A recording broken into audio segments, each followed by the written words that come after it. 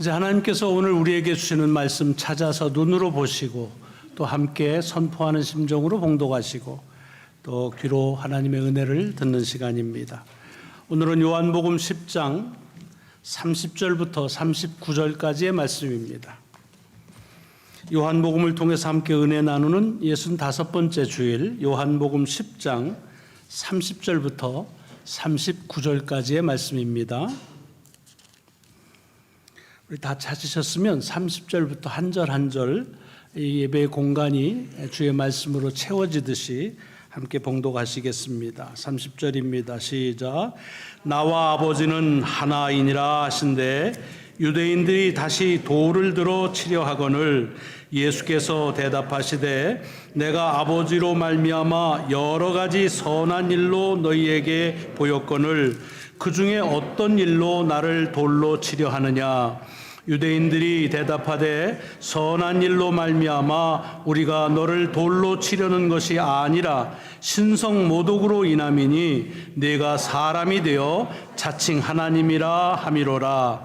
예수께서 이르시되 너희 율법에 기록된 바 내가 너희를 신이라 하였노라 하지 아니하였느냐.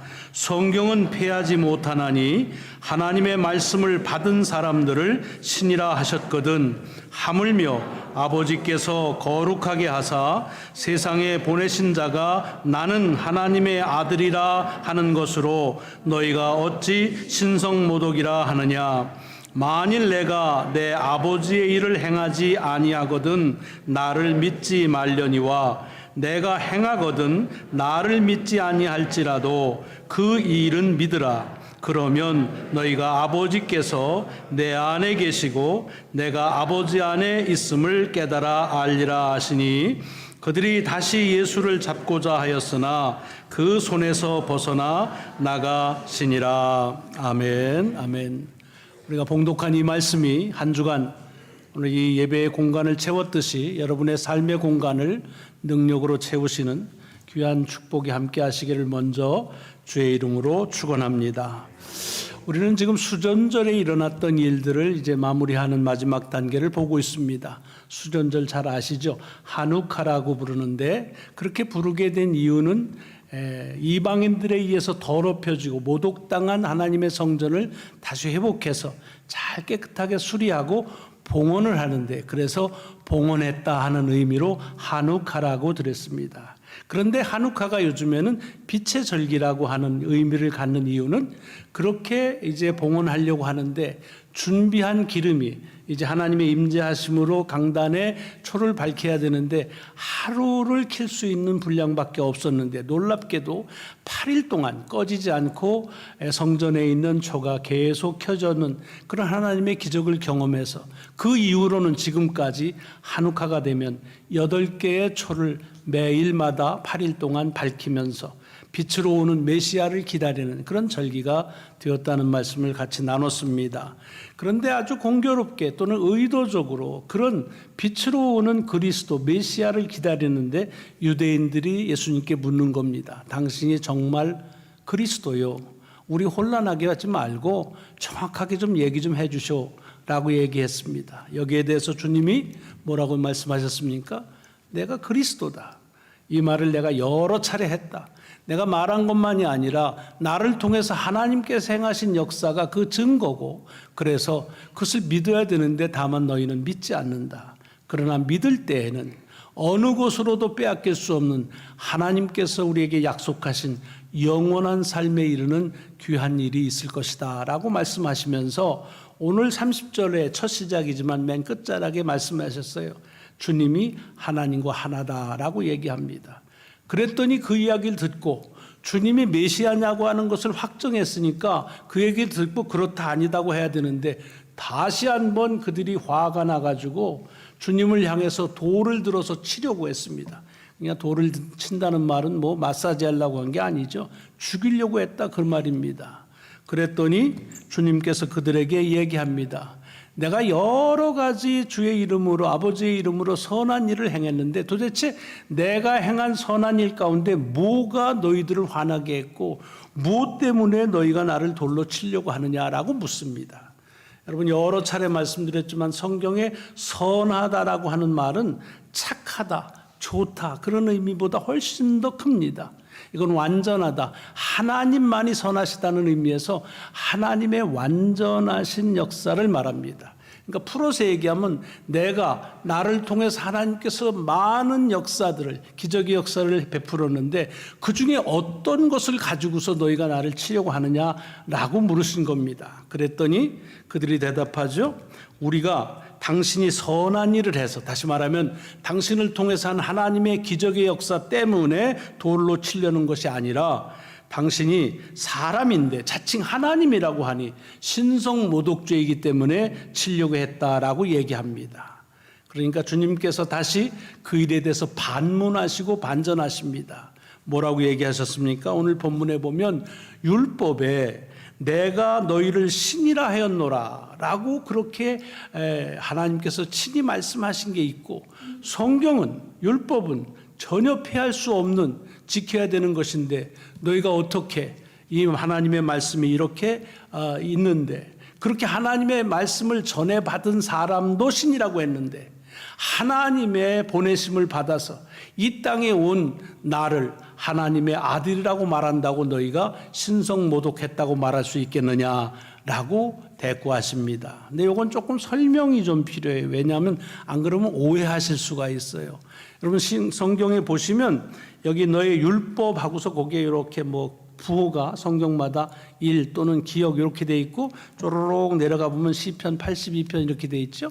그러니까 그 주님께서 하나님께서 너희를 신이라 하였다라고 하는 말씀이 기록된 말씀이 시편 82편의 말씀이라는 겁니다. 여러분이 나중에 시간 되시면 시편 82편을 다시 한번 보세요. 그러면 거기에 시편 82편이 1절에 이렇게 시작됩니다. 하나님은 신들의 모임 가운데에 서시고 그들 가운데에서 재판하신다. 여러분 이거를 신들의 모임을 이런 이 사람이 아닌 그런 신들이라고 그렇게 직접으로 들으시면 곤란해집니다. 이건 오해입니다. 그런 모임은 없습니다. 그런데 여기서 이 시편 기자가 하나님은 신들의 모임 가운데 서시고 그들 가운데 재판하신다라고 하는 이 표현이 뭘 도대체 얘기한 거냐 하면, 유대인들은요 이 재판한다고 하는 것을 주로 재판은 제사장들이 담당했습니다. 그 재판을 할 때 제사장들의 경험이나 또는 판례나 이런 것들을 가지고서 사람들이 내리는 결정이라고 생각하지 않고, 사람이 그렇게 판결을 하지만 그들 가운데서 하나님께서 판단하신다라고 그렇게 믿습니다. 그러므로 재판관이 또는 제사장이 판단하는 것에 대해서 절대적으로 순종합니다. 왜냐하면 그것은 사람들의 판단으로 보지 않고 하나님의 판단, 그들을 통한 하나님의 판단으로 보기 때문에 그렇습니다. 이걸 이해하셔야 됩니다. 그러니까 여기 신들의 모임이라고 하는 말은 신들이 이신 저신 모였다는 것이 아니라 재판관들의 재판하기 위해서 재판관이 모이는데, 하나님께서는 그 재판관들을 통해서 하나님께서 친히 판결하신다라는 얘기입니다. 그래서 재판관을 신들이라고도 말하고 지존자의 아들이라고도 얘기한다는 것이 시편 82편의 내용입니다. 물론 마지막에 가서는 그렇게 너희가 신들이라 부르고 지존자의 아들이라고 부르는데도 왜 하나님께서 판단하시는 대로 따르지 않고 이권에 따라 판단하느냐라고 그렇게 재판관들을 비판하는 말씀으로 맺습니다. 그러나 오늘 주님께서 하시는 이 이야기를 이제 인용하신 이유는 그겁니다. 하나님을 통해서 역사하는 건 그가 누구이든지, 그러니까 재판관들이 신이라는 말이 아니라 그들을 통해서 하나님께서 역사하시기에 그 모임이 마치 하나님의 모임과 같고 그들의 결정이 하나님의 결정이라고 그렇게 믿는데, 하물며 내가 와서 하나님께서 행하실 선하신 일, 하나님의 기적의 역사를 행한다고 한다면 내가 하나님과 하나가 됐고 나를 통해서 하나님이 역사하신다는 것이 뭐가 틀린 말이냐라고 반문하시는 겁니다. 그러면서 얘기하세요. 내가 하는 것 가운데 하나님 아버지께서 행하시는 일이 아니라면 믿지 마라. 또 서로 내가 행하는 일이 하나님이 행하시는 일이라고 한다면 나는 못 믿더라도 그 행하시는 그 하나님의 역사를 믿으라. 그러면 하나님께서 내 안에, 내가 하나님 안에서 하나가 되어 역사한다는 사실을 너희가 고백할 수 있다라고 하는 말씀을 드리시는 겁니다. 그러니까 이 말씀의 골자는 뭐냐 하면 하나님께서 지금 자기들도 인정하는 것처럼 하나님의 기적의 역사, 선하신 역사를 주님을 통해서 많이 일으켰음에도 불구하고 그들은 그 일을 일으킨 자가, 예수라고 하는 자가 자기들이 신뢰할 수 없고 자기들이 그것을 믿지를 못하기 때문에 하나님의 역사 자체를 믿지 못한다는 얘기입니다. 여러분, 여기서 이 두 가지를 잘 구분하실 필요가 있어요. 유대인들은 하나님의 기적을 전혀 믿질 않아서 안 믿은 거냐? 그런 게 아닙니다.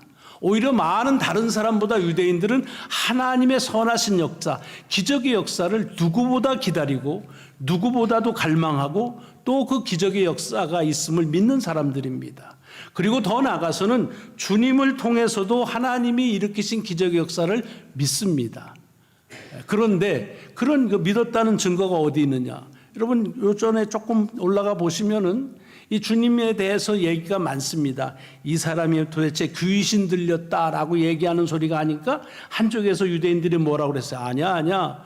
귀신 들렸으면 그런 기적을 일으킬 수가 없지 라고 반문했다는 말은 하나님께서 이 주님을 통해서 하나님의 기적 역사를 베풀었다는 얘기입니다. 또 조금 더 올라가면 안식일에 나면서부터 시각장애인이 된 사람을 고치는 역사가 있잖아요.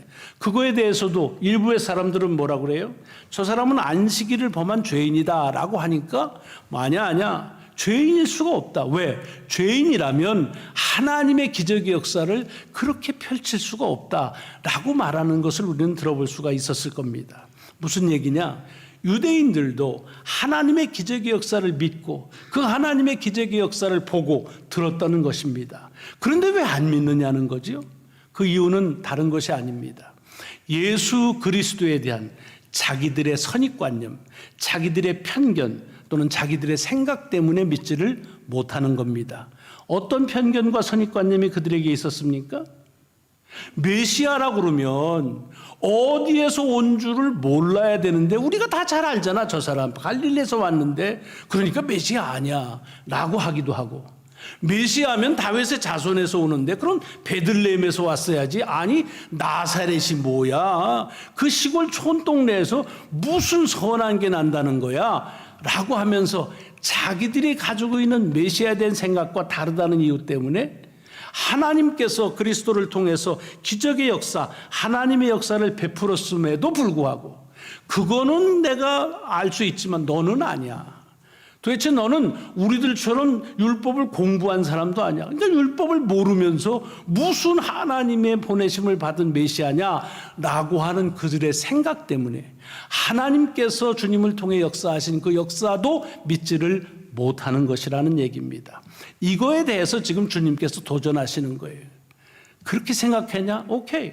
내가 하나님의 아들이라는 거 못 믿겠다? 믿지 마라. 그러나 만약에 내가 나를 통해서 행하는 것이 하나님의 역사라고 한다면 그건 믿어라. 그렇게 믿게 되면 하나님께서 내 안에, 내가 하나님 안에 있다는 사실도 깨달아지게 될 것이다 라고 하는 말씀을 하시는 겁니다. 그리고 그 예를 시편 82편의 말씀을 통해서 하시는 거예요. 재판을 하는 사람들도 하나님의 말씀을 가지고서 비록 사람이 결정하지만 사람의 결정이 아니라 하나님께서 그들을 통해서 역사하신다고 하는 걸 너희들이 다 고백하면서, 왜 내가 거룩한 보냄을 받아서 이 땅에 와서 하나님의 기적의 역사를 수없이 너희들을 향해서 헤쳤는데도 왜 내가 나를 하나님과 하나가 됐다고 말하는 것을 신성모독하다고 말하느냐라고 하는 반문의 도전이 있습니다. 저는 오늘 본문의 말씀을 읽으면서 이 주님의 도전이 유대인들에게만이 아니라 오늘 우리들에게도 던지는 귀한 도전이라 하는 생각을 갖게 됩니다. 왜냐하면 우리가 신앙생활하면서도 참 해결해야 될 많은 문제가 있는데 크게 보자고 한다면 두 가지라고 볼 수 있어요. 뭐 서너 가지라고 꼽을 수도 뭐 많지요. 근데 대표적으로 여러분 신앙생활하면서 제일 힘든 게 뭐냐면 어떤 분이 그래요. 나는 다 이렇게 뭐 하는 건 좋은데 이 강단에서 선포되지는 설교자가 하는 말을 하나님의 말씀으로 믿는다는 거, 그거 힘들다. 힘들 때가 많다. 그렇게 얘기합니다. 여러분 가운데 하나님의 말씀을 믿지 않는 분은 아무도 안 계실 겁니다. 그렇죠? 그리고 그 하나님의 말씀이 육신을 입고 우리 가운데 오신 그 인카네이트된 그런 하나님의 말씀으로 예수 그리스도를 믿습니다. 믿으시지요? 또 그 말씀이 이렇게 기록되어져 있는 말씀, 성경을 그래서 written word, 하나님의 쓰여진 말씀이다라고 믿습니다. 동시에 우리는 이 강단에서 선포되어지는 proclaim 되는 이 말씀 또한 하나님의 말씀이라고 믿습니다. 다 믿어요. 그것을 부인하는 사람은 아무도 없습니다. 근데 뭐가 자꾸 걸려요? 선포하는 말씀이 하나님의 말씀 같지 않다고 생각되어질 때가 있어요. 그때가 언제예요? 여러분과 말씀을 선포하는 목사와의 관계에 의해서 그럴 때가 많습니다. 여러분이 목사에 대한 생각 때문에 이 강단에서 선포되어지는 말씀이 하나님의 말씀으로 믿겨지지 않을 때가 많이 있습니다. 목사하고 관계가 좋으면요, 뭐 다 은혜롭다고 그러죠. 근데 조금 불편해져 보세요. 그렇게 가증스럽게 보이고 뭐 그런 적 없으신가요? 없으면 좋죠. 꼭 그렇게 하시라는 건 아니지만 그렇게 보여요. 표리부동한 것 같고 저 양반은 뭐 자기는 살지도 못하면서 그냥 말은 잘해 뭐 이런 생각도 들고요. 그러면 어떻게 돼요? 무슨 얘기를 하든지 은혜는 그냥 들려지지가 않지요. 하나님의 말씀은 무슨 하나님 말씀, 빨리 끝내라 이런 생각만 가질 수가 있습니다. 왜 그렇습니까? 선포하는 말씀이 하나님의 말씀으로 믿겨지지 않아서가 아니라 그 말씀을 선포하는 자에 대한 생각, 그 말씀을 선포하는 자의 관계 때문에 하나님의 말씀을 말씀으로 듣지 못한다는 것입니다. 이게 오늘 우리들에게 도전이에요. 유대인들에게 그들이 주님과의 관계 때문에 하나님의 행하신 기적을 기적으로 보질 못하는 거예요. 그들이 예수 그리스도에 대한 선입관념, 생각 때문에 하나님의 역사를 하나님의 역사로 인정하지를 못하는 것입니다. 여러분 이것을 주의해야 됩니다. 우리는 믿기를 누가 이 말씀을 선포하든 하나님의 말씀의 권위는 말씀을 선포하는 자의 권위가 회복돼야 회복되는 것이 아닙니다. 하나님의 말씀 자체가 능력이요 권위가 있으므로 누가 선포하든지 그 말씀이 하나님의 말씀으로 믿어지면 그러면 놀라운 일은 그 설교자를 통해서 하나님이 함께 하신다고 하는 것을 깨닫게 되어진다는 말입니다. 여러분 이것이 우리가 신앙생활하면서 자꾸 바뀌어요. 목사님 좀 믿게 좀 하시오. 그러면 내가 믿겠수다 라고 사람과의 관계를 먼저 해야 하나님의 관계가 풀어지는 것 같지만 주님은 그리 말씀하지 않으십니다. 내가 못 믿어? 믿지 마. 하지만 나를 통해서 하시는 역사가 하나님의 역사라면 믿어라. 그러면 하나님께서 나를 통해서 하나가 되고 하나님 안에 내가 하나님 안에 있다는 사실도 깨닫게 될 것이다 라는 것입니다. 여러분 신앙생활 하면서 보여주는 사람들을 통해 역사되는 선포되는 말씀은 하나님의 말씀을 믿게 될 때 너무나 감사하게 우리 가운데 말씀 안에서 하나 되는 역사를 주께서는 축복으로 허락하신다는 말씀입니다. 기적 마찬가지죠. 기적을 안 믿는 분이 계십니까? 하나님의 신비로운 역사, 사실은 그 기적 때문에 우리가 살아가는 거지요. 그런데 이걸 구체적으로 말하자면 누구를 통해서 기적이 일어난다 그러면 믿겨지기도 하고 안 믿겨지기도 해요. 특별히 내가 간구하면 하나님이 역사하신다라고 할 때 퍽 자신 없어 하시는 분들이 많아요. 아이고 나 같은 게 뭐 다른 사람은 모르지만 나는 그런 재주가 없어. 하나님이 내 기도는 안 들어주셔. 그런 경우 참 많습니다. 이건 겸손이 아닙니다. 이것 또한 마찬가지예요. 누구가 간구하든지 하나님은 그 간구에 응답하신다는 사실을 믿는다고 한다면 우리는 그 간구를 누가 했느냐 하는 데 대한 크레딧으로 하나님 역사하시는 것이 아닙니다.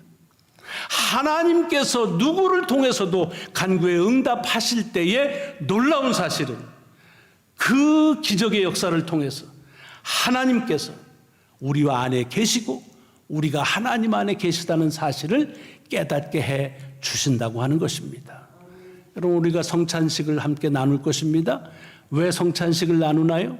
주님께서 우리에게 행하라고 하시는 명령이시기 때문입니다. 무엇을 기억하라고 그랬어요? 우리를 위해 찢기신 몸과 우리를 위해 흘리신 피를 기억하라. 구속의 은총을 기억하라는 말씀 아닙니까? 그래서 우리는 이 성찬을 통해서 주님의 몸과 피를 기억하고 기념하고 경험한다는 사실을 믿고 참여합니다. 여러분, 여기에 집례를 누가 하느냐가 중요하지 않아요. 집례자와의 관계 때문에 나는 오늘 참석할래 안 할래 그러지 마십시오.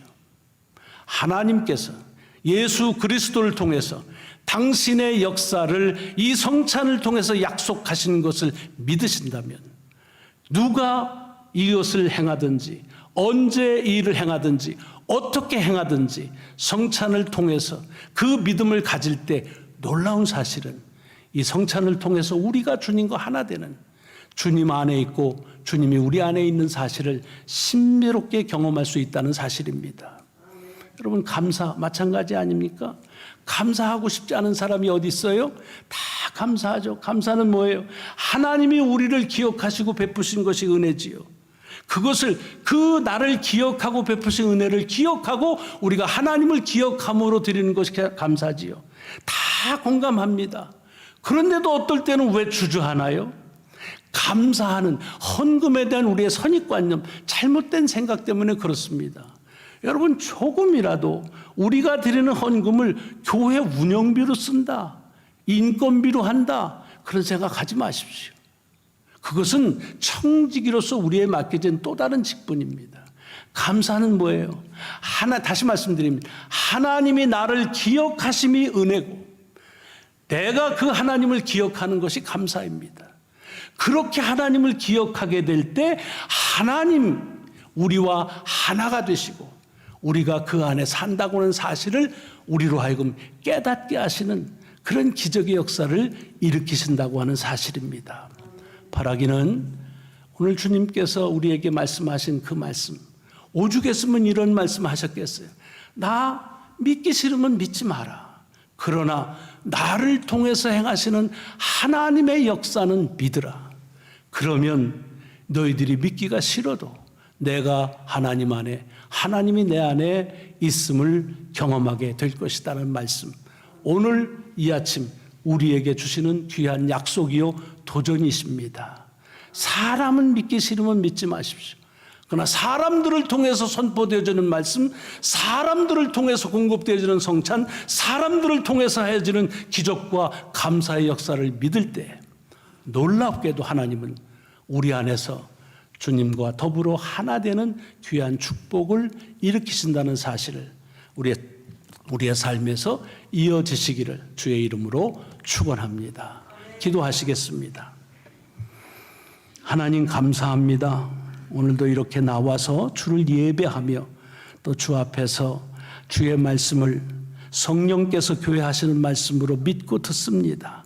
주님, 우리가 사람을 통해서 들려지지만 하나님, 우리 안에서 주님의 말씀이 선포됨을 믿을진데 주 안에 하나 되는 역사를 우리가 경험할 줄로 믿습니다.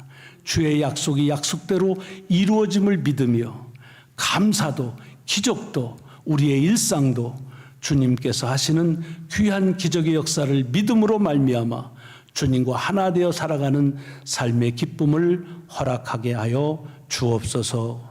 감사드리오며 우리 구주 예수 그리스도의 이름으로 기도드리옵나이다. 아멘. 아멘. 오늘 주님께서 우리에게